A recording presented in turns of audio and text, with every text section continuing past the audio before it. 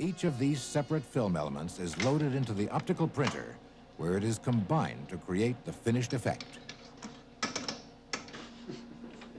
begins with a light source and two projectors in which we put previously exposed pieces of film, a camera, and all controlled by a computer. In a shot like 47, where the ship crashes into the base, we would put in this projector a piece of film of the base and a mat of the ship in order to not print the base where there would be ship in the final composite. That would be printed onto this roll of film, the film backed up to frame 0, these taken out, the ship put in and carefully lined up with its mat, and then printed into that hole that was left in that space in the film. And the final result is a composite and a piece of film that will later be integrated into a finished film.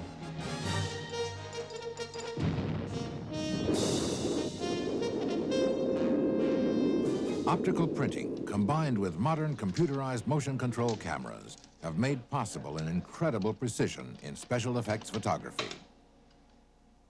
In today's movie adventures, special effects artists sometimes combine dozens of separate elements to produce the desired effect.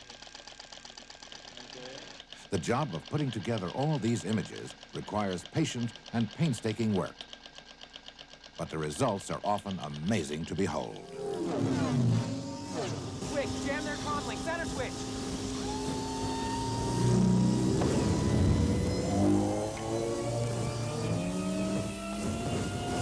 Much of the incredible movement and energy of these scenes was made possible by a remarkable device called a Steadicam. This is the Steadicam.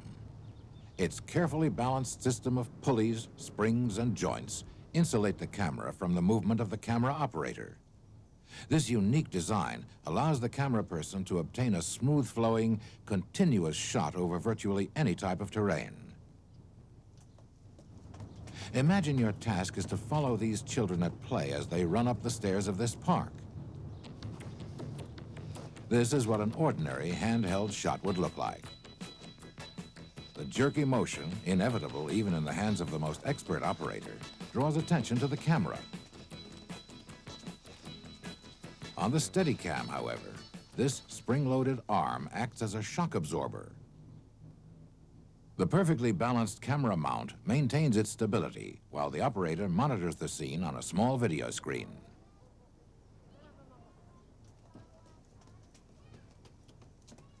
With some 45 pounds of equipment strapped to his torso, this cameraman is having no easy time moving smoothly up the steps. Let's take a look at the shot, however, and see just how forgiving the Steadicam can be.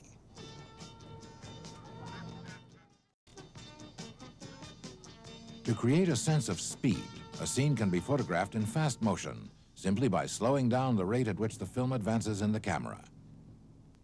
The illusion is one of flying along at high speed.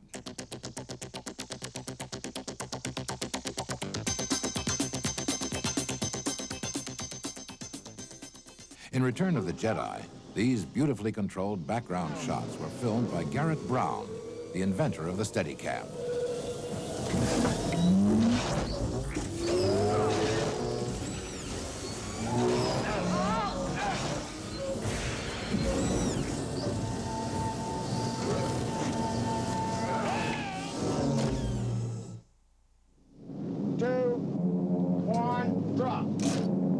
In the movie The Right Stuff, special effects artists were called upon to capture the gripping immediacy of real events in the history of aviation.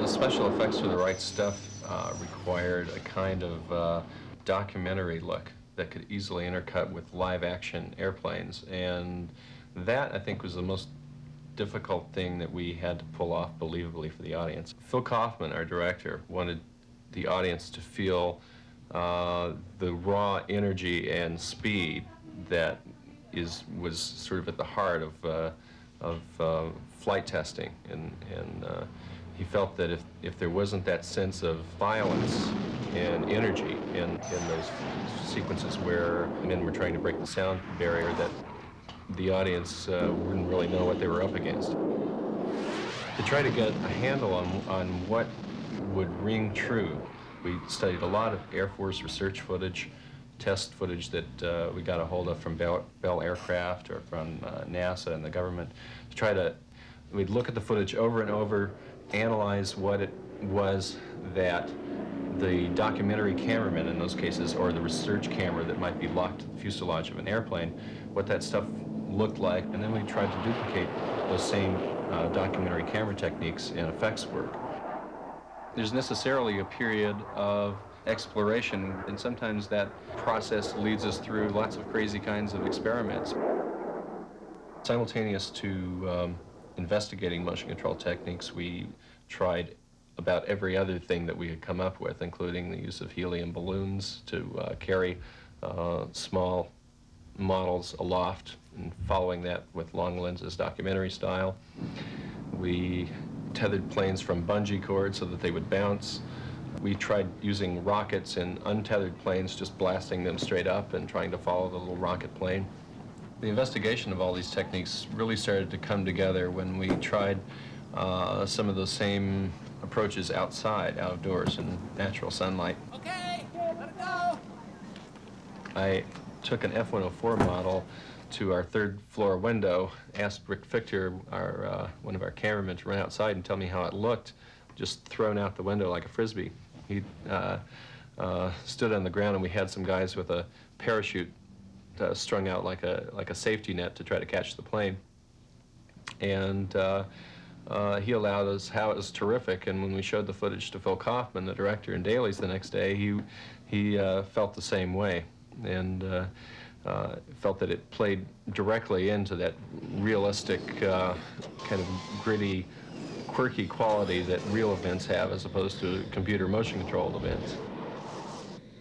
We built a number of models in multiple kinds of scales. You can see that this model, which some people call Dumbo, we have thrown this thing out of the window, tried about every way we could to destroy it, and it's still persisted in surviving.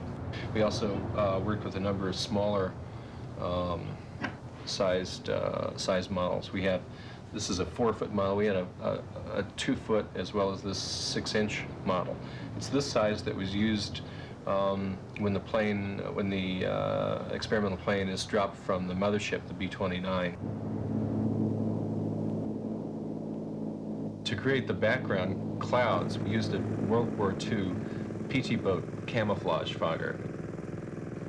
We tethered airplanes on wires from horizontal points on the ground sometimes, and sometimes from an 80-foot man lift. We would just hold it at the top of the wire and let it drop down through the clouds.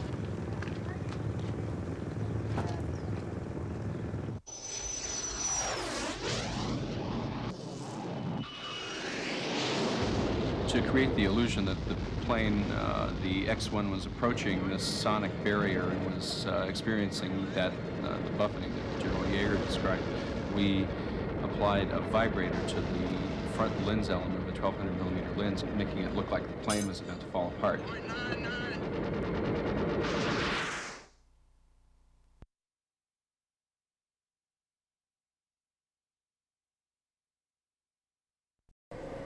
What we wanted to put across in the re-entry of John Glenn's capsule was the sheer violence of that event, with flames and chunks of this retro pack breaking off and falling away.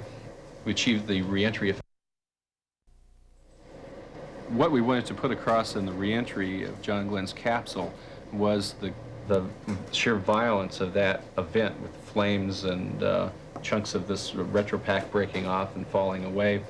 We achieved the re-entry effects by 2 different means, one of them being the use of liquid nitrogen. The liquid nitrogen would spew out from around the rim of the capsule and out of several nozzles within the retropack, and that would be blown backwards away from the direction of travel of the capsule to create the sense of this in a violent airstream. And then that white liquid nitrogen was backlit with orange gels, that is, orange filters over all of the light sources, so as to make everything that appeared to be white nitrogen now red nitrogen. In the X-1A sequence, we had to create the illusion that the plane became uncorked at around Mach 2.5. That is, it went into an erratic spin from which Yeager barely recovered. The close-ups of that spin that would give the editors something that they could cut with was shot almost exclusively indoors in the studio with the plane mounted on a spinning device that allowed us to rotate it around in front of a painting that was also spinning in the background with liquid nitrogen being pumped through the scene.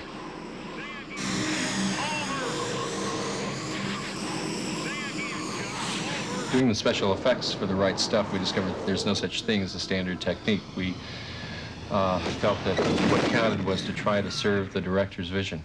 And we had to be willing to try any and everything, as ridiculous as some of those techniques were, to achieve that. We had to throw out a lot of preconceptions, and I suppose in this kind of work the only limit is one's ingenuity and the budget. Special effects can be used to create a world that doesn't exist, but nevertheless seems to be real. In the film Blade Runner, artists produced a surprisingly convincing vision of Los Angeles in the 21st century. Starting with the script, Ridley Scott, the director of Blade Runner, asked me to design the vehicle ideas for the film. We started off immediately with the spinner, the most difficult one to build. It became a classic industrial design exercise in sequence, starting with concept sketches for shape, refining those to specific details for a vehicle, an actual vehicle, organizing the mechanical detail systems which made it look like it actually flew. It was an internal lift idea called an aerodyne. The detailed sketches were then done after the concept was finalized in the form of gouache sketches. The interior idea, the overall vehicle design, and then the finished concept was handed over to the production designer, Larry Paul, and his staff, and the special effects people who actually built the fixtures.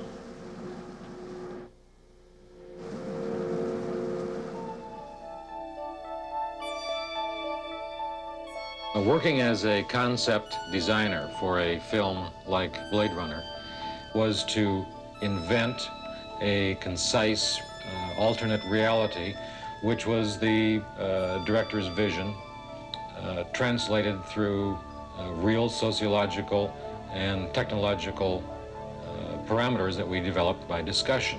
We very seriously took a sociological idea coupled with technology and imagined that buildings would go up in height.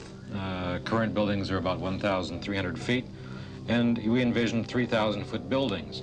That puts into play a whole series of construction ideas, such as elevated roadways, huge access pyramids up to the towers that are the buildings themselves. And for the particular reality that we were creating for Blade Runner, we wanted a sort of moody, almost a oppressive technological atmosphere.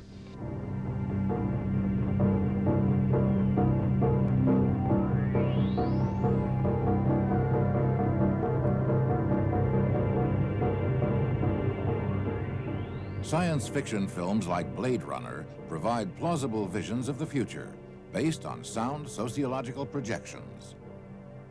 These previews of possible future societies can both instruct and forewarn. Futurists like Sid Mead study the leading edge of today's technology and try to imagine where these technological breakthroughs will lead us in the future. We are riding on this little planet around the sun, hurtling through space towards some unknown point, and how we get there and in what kind of style and in what kind of mental and emotional state is purely dependent on ourselves. We have nobody else to depend on, or to blame for that matter, than our own averaged intelligence.